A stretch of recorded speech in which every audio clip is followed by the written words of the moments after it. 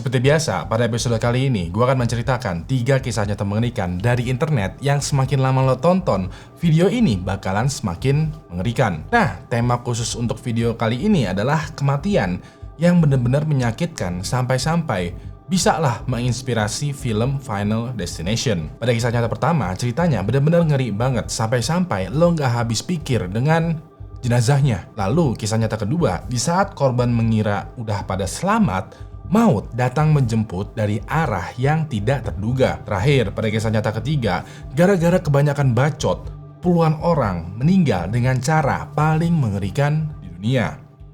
Begini ceritanya.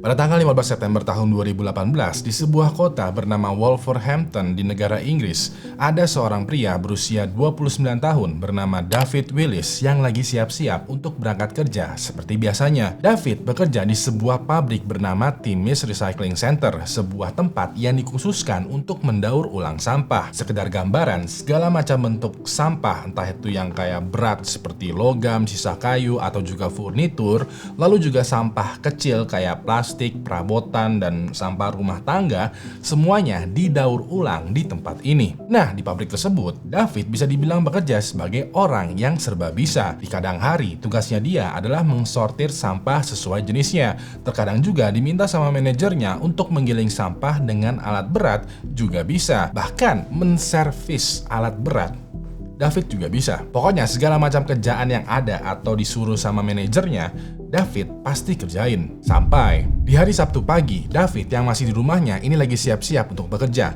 Dia waktu itu pakai jaket safety dan pakai juga helm proyek. Habis itu setelah dia udah siap, udah sarapan, dia langsung pamit sama ibunya sambil minta didoain biar harinya berjalan lancar. Begitu dia udah sampai tempat kerjanya, dia ngeliat ada banyak banget nih ya kontainer yang keluar masuk ngedropin sampah. Dikarenakan hari tersebut bakalan sibuk banget, David yang serba bisa langsung bantu-bantu ke semua area. Dia bantu ke area penyaringan sampah, bantu-bantu misahin sampah botol, bantuin juga operasiin alat berat, dan lainnya. Terus dia pindahin sampah-sampah tersebut ke satu tempat sebelum akhirnya diproses lebih lanjut untuk masuk ke dalam mesin. Sekedar info ya, mesin yang digunakan bentukannya modelan seperti ini. Nama dari mesin ini adalah shredder machine. Bahasa Indonesianya adalah mesin penggiling. Mesin giling ini bisa menghancurkan segala macam sampah yang dimasukkan, entah itu kayu, besi, karet, plastik, kaca, ban mobil, pokoknya segala hal yang masuk ke dalam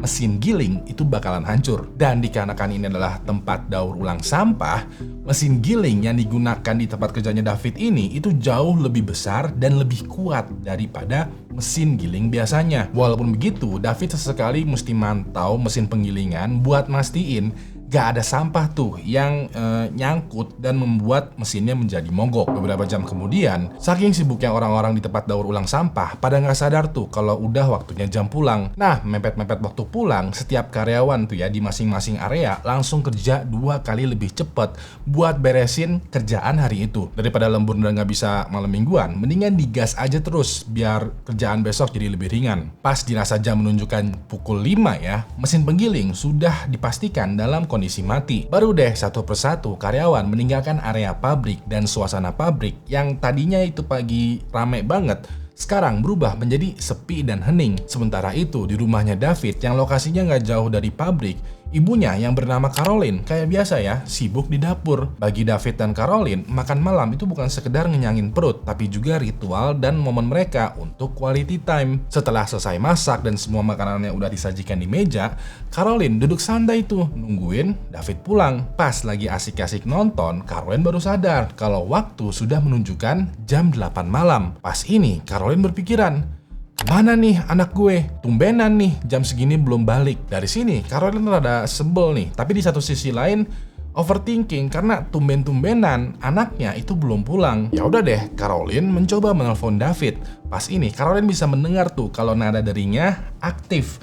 Cuman teleponnya tuh nggak diangkat-angkat sama David. Tidak menyerah ya, Caroline sekarang coba tuh menghubungi Brian, teman kerja sekaligus juga manajer di tempat daur ulang sampah. Pas teleponnya diangkat sama Brian, Caroline langsung nanya, "Halo Pak, punten nanya, hari ini ada lembur?" Brian agak terkejut dan langsung jawab, Gak ada bu, semua orang di sini udah pada pulang. Caroline nanya lagi dong. Dia bilang, kira-kira nih pak, tahu nggak abis pulang kerja David pergi kemana? Brian yang kebingungan dengan simpelnya menjawab, Teing. Sebagai ibu, firasat Caroline langsung jadi nggak enak nih. Dia ingin banget tuh telepon polisi tapi rada-rada ragu. Sejauh ini ya, David adalah seorang pria dewasa yang belum pulang kerja di hari Sabtu malam, yang belum menghilang lebih dari 1 kali 24 jam, yang kalau dilaporin ke polisi kayaknya rada percuma. Jadinya Caroline memutuskan untuk tetap nunggu sambil berdoa untuk anaknya, David ya, segera pulang. Besok harinya, Caroline yang semalaman menunggu kabar David yang belum pulang juga melaporkan polisi. Dan sesuai dengan kronologi, terakhir kali kabarnya David adalah dia pamit kerja di tempat daur ulang sampah. Ya udah deh, polisi mendatangi tuh tempat kerjanya David untuk follow up kemana sekiranya David setelah pulang kerja. Pada saat itu, beberapa karyawan diminta keterangan tuh sama polisi, dan kebanyakan dari mereka bilang kalau mereka membenarkan bahwa pada hari itu, hari Sabtu ya, David bekerja seperti biasa. Tapi nggak ada satupun dari mereka yang melihat atau bahkan pulang bareng dengan David. Bisa dibilang David pada hari Sabtu tersebut dia bekerja, tapi dia nggak pulang. Dikarenakan hasil dari wawancaranya ini nihil ya, polisi mulai menelusuri area pabrik. Pas ini, polisi notice dengan CCTV yang terpasang di seluruh sudut pabrik. Ya udah deh, polisi waktu itu meminta Brian selaku manajer dari tempat daur ulang sampah untuk melihat rekaman CCTV. Anehnya, Brian rada-rada sulit nih buat ngasih akses rekaman CCTV dan malah berusaha meyakinkan ke polisi nih ya, kalau David sehabis pulang kerja, dia pergi entah kemana. Dari sini polisi semakin curiga karena kenapa CCTV nggak bisa diakses? Apakah ini basing C yang CCTV-nya mendadak mati ketika ada kejadian? Atau jangan-jangan ada hal yang disembunyikan? Polisi terus menekan Brian dengan berbagai macam ancaman hukum. Ujung-ujungnya ya, Brian langsung pasrah dan memberikan polisi akses menuju ke ruang security, tempat rekaman CCTV berada. Dan pas melihat rekaman CCTV, semua polisi yang ada di sana langsung menjadi shock karena apa yang sebenarnya terjadi terhadap David itu benar-benar mengerikan banget. Jadi, pada hari di mana David bekerja, dia terlihat sibuk banget tuh ya melakukan banyak pekerjaan. Dia bolak-balik dari satu area ke area lain, bantu-bantu segala macam rupa. Sekilas gak ada yang aneh dari David, semuanya terlihat normal. Sampai di sekitaran akhir-akhir shift bekerja, pada saat orang-orang bubaran kerja, David masih keliling area untuk melakukan pengecekan terakhir. Hal ini sebenarnya udah biasa dilakukan sama David karena dia adalah orang yang paling serba bisa dan paling bisa diandalkan. Jadinya dia selalu menjadi orang yang pulang kerjanya itu terakhir. Setelah sekiranya semuanya aman-aman aja, tiba-tiba nih ya, Brian itu muncul manggil David. Waktu itu Brian bilang, "Cuy, ada kiriman sampah terakhir nih. Tapi orang-orang udah pada pulang kerja. Daripada kerjaan kita nyisa, gimana kalau kita berdua yang kerjain?" David yang orangnya nurutan waktu itu menjawab, "Koilah." Ya udah deh, David dan Brian waktu itu mengerjakan nih penggilingan untuk kiriman sampah terakhir yang baru aja masuk. Pas ini Brian menggunakan ekskavator untuk memasukkan sampah ke dalam mesin penggiling. Di sisi lain, sebagaimana biasanya ya, David mengawasi mesin penggiling, memastikan semuanya berjalan dengan lancar. Entah kenapa ya, pada saat mesin penggiling berusaha menelan sampah, mesinnya tiba-tiba aja macet. Brian waktu itu bilang, kayak, "Woi, David, naiklah kau ke ekskavator. Benahilah mulut mesin penggiling ini." David dengan sigapnya menjawab, "Koilah." Ya udah deh, David naik tuh ke tangan ekskavator, lalu Brian membawa David ini ke pinggir mulut mesin penggiling. Pas ini Brian kayak menyuruh David untuk aduk-aduk dikit lah itu mulut mesin penggiling biar lancar lagi. Celakanya pas David masih berdiri di tangan ekskavator, tangannya ini itu kayak entah kenapa tergoyang dan menjadikan David terpleset dan langsung masuk ke dalam mesin penggiling. Pada momen ini David langsung digiling dari ujung kaki sampai ke ujung rambut, dan hampir bersamaan juga tubuhnya itu dilepeh ke sisi lain mesin penggiling. Dari informasi yang gue dapat ya, momen ketika kakinya David mulai tergiling, dia itu langsung shock dan tidak sadarkan diri.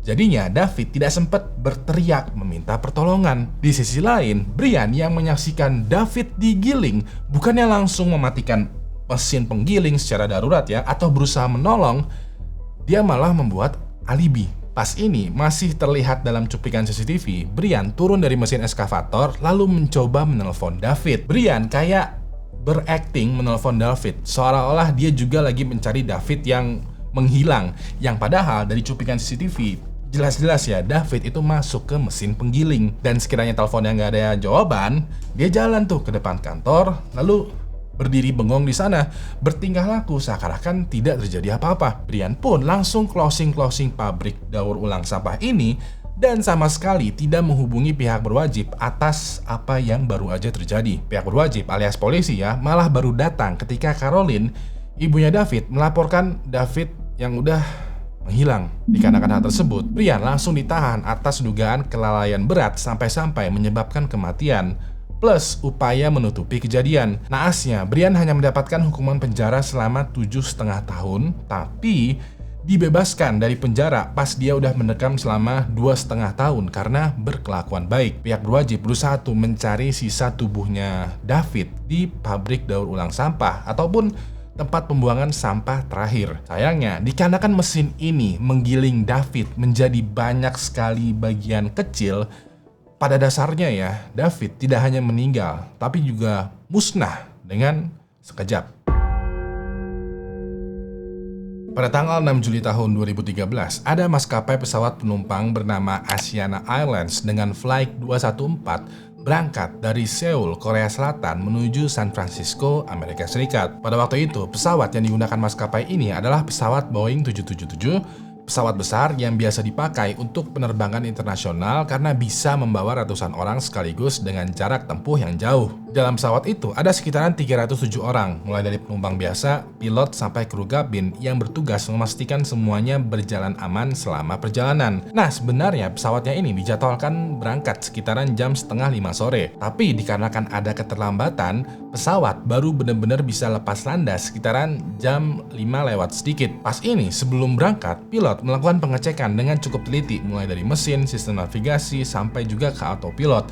Sedangkan penumpang pada duduk santai itu ya, tapi juga mempersiapkan diri untuk take off. Bisa dibilang ya, semuanya berjalan seperti normal. Gak lama kemudian, pesawat mulai bergerak ke landasan, melakukan take off dan mengudara sesuai dengan rencana pilot. Penumpang pun mulai menikmati perjalanan, ada yang makan, tidur, ada juga yang melihat pemandangan dari jendela. Sementara kru kabin berjalan memeriksa kondisi penumpang. Waktu terus berjalan selama beberapa jam dan pesawat mulai mendekati tuh San Francisco, yang berarti pilot harus mulai menurunkan ketinggian pesawat untuk bersiap mendarat. Nah, pada momen ini sebenarnya semuanya masih terlihat normal, tapi ada satu hal kecil yang ngebuat nasib dari seluruh orang yang ada di dalam pesawat berubah total. Ternyata kecepatan pesawat itu mulai terasa menurun secara pelan-pelan ya, di luar rencana pilot. Awalnya pilot tidak menganggap pesawatnya bertingkah aneh karena kita mau landing. Logikanya pesawat turun dan terbangnya menjadi agak pelan. Yang pilot tidak ketahui adalah sistem autopilot, khususnya di bagian auto throttle, itu tidak bekerja optimal pada momen mau landing ini. Alhasil pesawat turun-menurun tuh ya, mendekati landasan, tapi kecepatan pesawat semakin berkurang secara drastis. Nah, dari dalam kabin ya, penumpang mulai merasakan ada getaran kecil, cuman masih dianggap normal. Toh pesawat juga mau landing kok. Tapi di kokpit pesawat, pilot udah mulai panik nih ya. Pesawatnya bakalan landing di posisi yang kurang tepat kalau kecepatannya turun terus nih tanpa bisa dikendalikan. Ya udah deh, pilot langsung mengambil kendali manual, berusaha merecovery pesawat yang udah nggak beres. Sayangnya kecepatannya terlalu rendah, sudut pesawat udah nggak sempurna dan jarak ke tanah itu sudah dekat. Pas ini situasinya berubah dari yang tadinya normal menjadi kritis dalam waktu yang sangat singkat. Pilot mencoba tuh menambah tenaga mesin agar pesawat bisa kembali stabil, tapi karena pesawat besar kayak gini ya, nggak bisa langsung respon dengan cepat. Beberapa detik kemudian, kecepatan pesawat itu mulai turun ke titik yang sangat berbahaya dan pesawat mulai kehilangan daya angkatnya. Pilot langsung berusaha menaikkan pesawat kembali dengan memberikan tenaga tambahan, tapi semuanya udah terlambat dan pesawat Asiana Airlines dengan flight 214 bukannya landing, mereka malah jatuh di landasan terbang. Diketahui ya, bagian belakang pesawat menghantam ujung landasan dengan sangat keras. Benturan itu menyebabkan ekor pesawat terlepas, roda utama rusak, dan mesin ikut lepas dari badan pesawat. Sementara itu, badan pesawat itu masih meluncur di landasan, bergeser dan berputar sampai ujung-ujungnya berhenti. Di dalam kabin, semua orang merasakan benturan hebat. Kursi terguncang keras sampai beberapa orang terlempar dari posisi duduknya. Dan setelah pesawat berhenti terseret, asap mulai keluar tuh yang memungkinkan adanya kebakaran. Kru kabin itu langsung berteriak meminta semua penumpang untuk segera keluar dari pesawat melalui pintu darurat. Untungnya adalah dikarenakan mereka terjatuh di landasan bandara, pihak berwajib berupa damkar ya langsung menghampiri pesawat yang kebakaran dan juga menolong orang-orang. Walaupun begitu, yang membuat cerita ini masuk ke jajaran kisah nyata mengerikan dari internet adalah bukan kecelakaan pesawatnya, melainkan apa yang dilakukan oleh damkar. Jadi, sebagian besar penumpang itu berhasil diselamatkan dan diamankan menjauh dari pesawat yang terbakar. Salah satunya adalah seorang remaja berusia 16 tahun bernama Ye Meng Yuan yang pada saat kecelakaan dia sempat terhempas keluar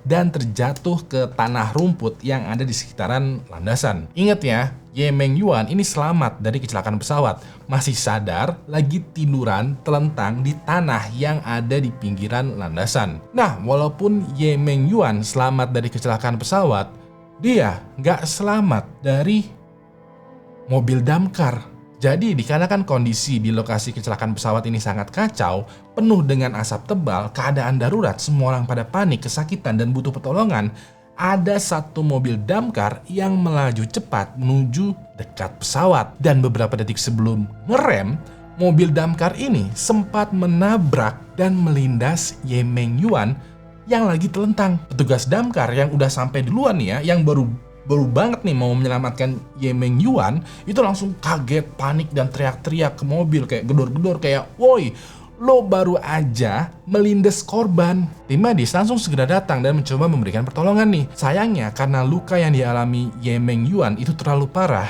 dia dinyatakan meninggal dunia akibat ditabrak mobil damkar. Kejadian ini membuat semua orang yang berada di lokasi sangat terpukul dan meringis aneh karena ini remaja itu sudah sangat beruntung bisa selamat dari kecelakaan pesawat.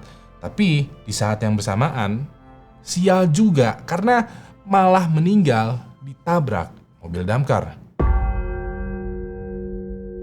Pada tanggal 22 Maret tahun 1994, ada seorang bapak-bapak berumur 40 tahun bernama Andrei Danilov bekerja sebagai pilot profesional di maskapai Aeroflot. Pada hari itu, seperti rutinitas biasanya, Andrei bakalan menerbangkan pesawat Aeroflot dengan penerbangan 593 yang bakalan terbang selama 12 jam dari Moskow menuju Hong Kong. Walaupun begitu, yang nggak biasa dari rutinitas pada perjalanan ini adalah ada seorang relief pilot yang sangat menyebalkan ikutan terbang juga. Sekedar info aja, relief pilot adalah pilot ketiga yang menjadi cadangan. Kalau lo masuk ke kokpit pesawat, biasanya itu kan ada kapten pilot sebagai ketua penerbangan yang memimpin pesawat. Lalu di sampingnya ada co-captain atau co-pilot sebagai wakil ketua penerbangan yang bakalan membantu kapten pilot. Nah, relief pilot itu bakalan duduk di kursi belakang, di kursi ketiga, dan bakalan menggantikan kapten atau co-kapten di tengah penerbangan panjang. Misal ya, kalau pilot atau co-pilot mau ke toilet, istirahat makan, rebahan bentar, dan lain sebagainya, relief pilot bakalan mengganti posisi mereka di tengah penerbangan untuk sementara. Nah, yang membuat Andrei rada sebel adalah relief pilotnya ini diketahui bernama Yaroslav Kudrinsky, yang walaupun dia adalah seorang pilot profesional, dia orangnya terkenal banyak bacot. Jadi begitu Andrei dan co-pilotnya udah duduk mempersiapkan pesawat untuk taksi dan take off nih ya, Yaroslav duduk di belakang mereka berdua, siap-siap, dan mulai membacot. Waktu itu diketahui ya, Yaroslav membacot bahwa kedua anak dan istrinya itu juga ikutan di pesawat di penerbangan ini. Dia juga bercerita bahwa betapa hebatnya dirinya sebagai pilot profesional. Dia masih mengajak tuh ya keluarganya untuk jalan-jalan ke luar negeri. Dia bahkan juga menyiapkan surprise untuk kedua anaknya di perjalanan liburan ini. Pokoknya Yaroslav itu membacot, membanggakan betapa hebat dirinya sebagai seorang ayah, suami, dan juga pilot. Co-pilot yang diketahui bernama Igor Piskaryov itu mendengar bacotan ini. Awalnya antusias ya, tapi lama-lama kupingnya panas juga karena dia kan lagi mau fokus nih, mau take off, sedangkan Yaroslav ya masih aja membacot. Dan begitu pesawat udah mulai mengudara, udah masuk mode ke autopilot, Yaroslav masih aja membacot perihal dirinya, keluarganya, dan betapa hebat dirinya. Bahkan ya 5 jam setelah take off, Yaroslav itu masih membacot. Pada momen ini Andre udah diem aja tuh ya. Mendengar bacotan Yaroslav, dia pura-pura kayak, gue fokus aja lah nerbangin pesawat, gue gak denger omongan lo. Di sisi lain, Igor yang tadinya responsif, antusias, sekarang udah gak begitu responsif terhadap bacotan Yaroslav.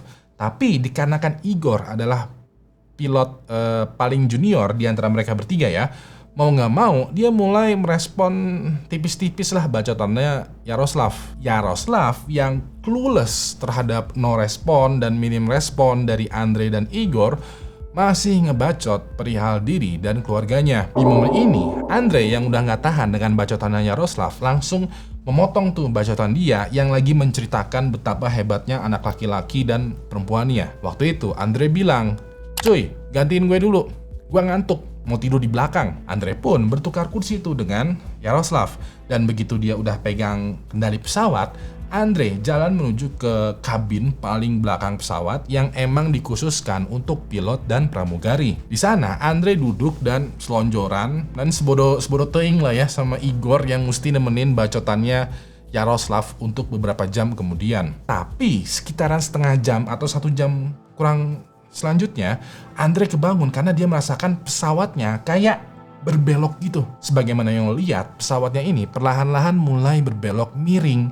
Pada momen ini ya, Andre rada bingung karena kok beloknya rada nggak halus. Dia berpikir pasti ada angin kencang atau emang waktunya untuk belok kali. Jadinya nggak begitu khawatir. Terlebih lagi, dikarenakan pesawatnya ini masih baru, Andre berkeyakinan kalau sistem autopilot yang canggih bakalan mengoreksi sendiri tuh posisinya pesawat. Cuman pas mau Andre menutup matanya lagi, pesawatnya ini masih berbelok ya dengan sangat agresif sampai-sampai itu miring banget. Seperti yang lo lihat, pesawatnya ini belok bener-bener miring ke kanan sampai-sampai kayak mau spiral ke bawah. Dan dikarenakan hal tersebut juga, semua penumpang itu pada miring ke jendela kanan dan pesawatnya itu mulai bergetar dengan kencang kayak berasa gempa atau mau hancur. Pada momen ini, Andre yang udah khawatir banget berpikiran, apa yang Yaroslav dan Igor lakukan? Ini pesawatnya udah gak beres nih. Andre pun berusaha untuk bangun dari kursinya dan berniat mau berjalan dari kabin paling belakang ini ya, dari belakang pesawat